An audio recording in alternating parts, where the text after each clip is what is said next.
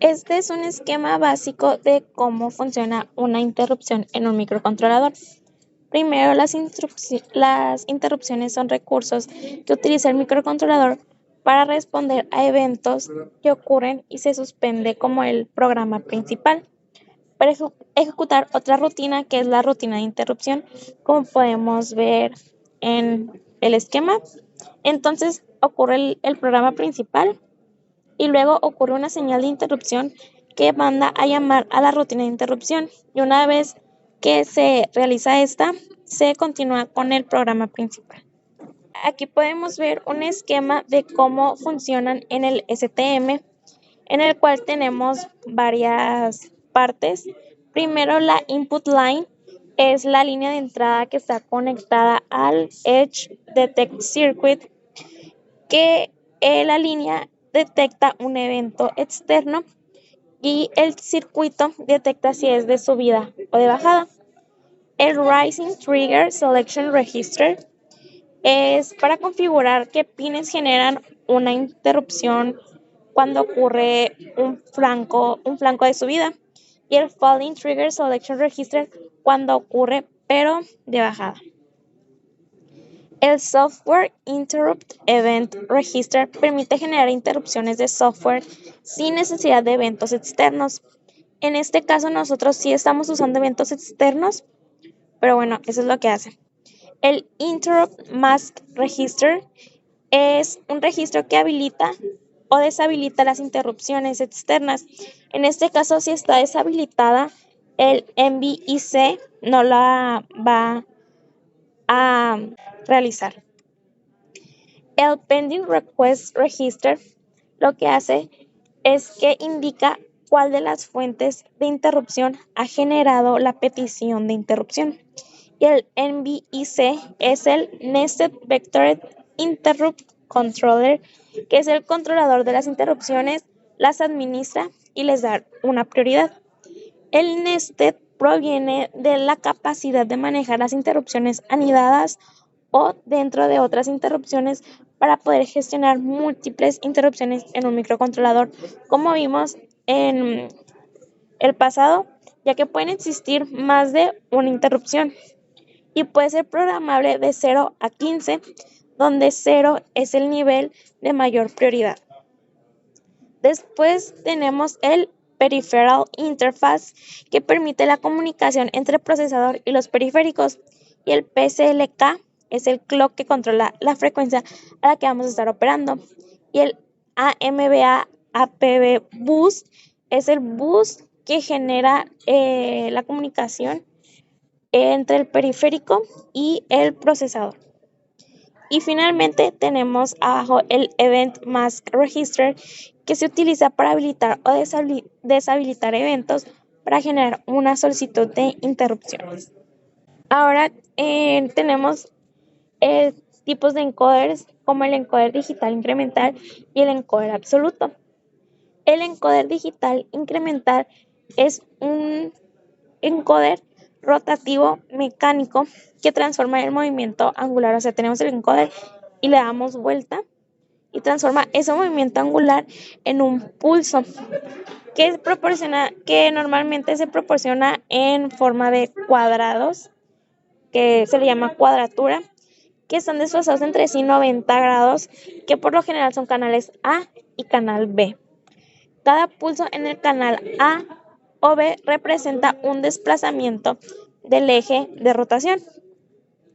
Y contando estos pulsos y teniendo en cuenta la dirección de rotación, ya que depende si primero se detecta el canal A o el B, es posible que determinemos la posición actual. Y que es en lo que se diferencia principalmente, es que no almacena la posición absoluta del eje cuando se enciende o se resetea. Mientras que por el otro lado, el encoder absoluto asigna un valor único a cada posición angular del eje.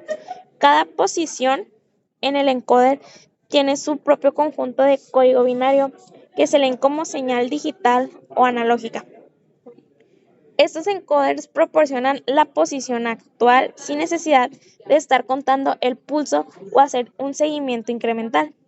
Cuando se enciende o resetea el encoder aún conserva su posición, ya que la posición tiene un código. Por lo tanto, en general, el encoder digital incremental genera pulsos cuando hacemos la rotación del eje y el absoluto asigna un valor específico a la posición. Aquí tenemos un esquema de conexiones del STM con el encoder donde está el CLK, que es el canal B a A2, el DT, que es el canal A en A1, SW, que es el botón, en A3, y tenemos voltaje y tierra. Este es exactamente pues lo mismo, pero de otra representación. Y aquí tenemos cómo configuramos las entradas digitales y la interrupción.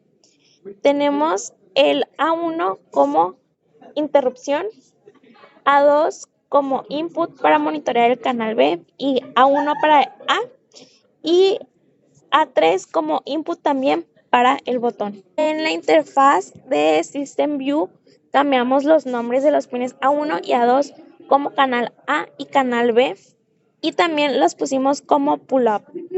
Después de hacer este cambio, notamos como en A1 y A2 se nos actualiza con los nombres de canal A y canal B. Y ahora en el NVIC, Nested Vector Interrupt Controller, habilitamos la interrupción de la línea 1, ya que si no está habilitada, pues la va a ignorar. Bueno, aquí tenemos parte del código que empezamos con inicializar una variable llamada posición en 0. Y aquí tenemos una rutina de interrupción externa. Primero usamos la expresión de unused, que es GPO pin, para indicar que uno de los pines no está siendo utilizado.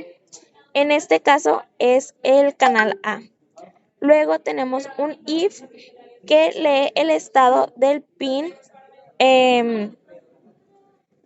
del canal B, y si está en set, incrementamos la variable de posición y si no, la decrementamos. Esto nos indica el lado de giro de nuestro encoder, ya que, pues como mencionaba, estaba desfasado el canal A y el canal B 90 grados. Finalmente hacemos toggle en el pin 13 para solo tener una indicación visual en la tarjeta del encoder. Y dentro del while tenemos un if, que es que si el pin del botón está en reset, la posición sea 0 para volver a empezar a contar.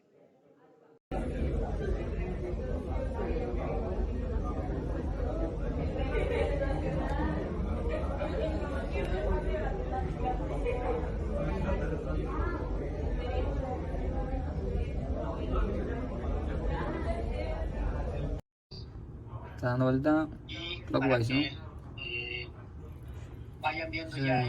Al hacer esta actividad, el problema que tuve fue que el conteo en el debugger, al mover el encoder, no se hacía de la manera correcta. Cuando lo hacía un poco más lento, contaba de mejor manera, pero aún así a veces fallaba. Sin embargo, al conectarlo al osciloscopio, sí se notaban muy bien los pulsos, pero al final terminó usando un osciloscopio, un encoder de otra persona que funcionaba mejor.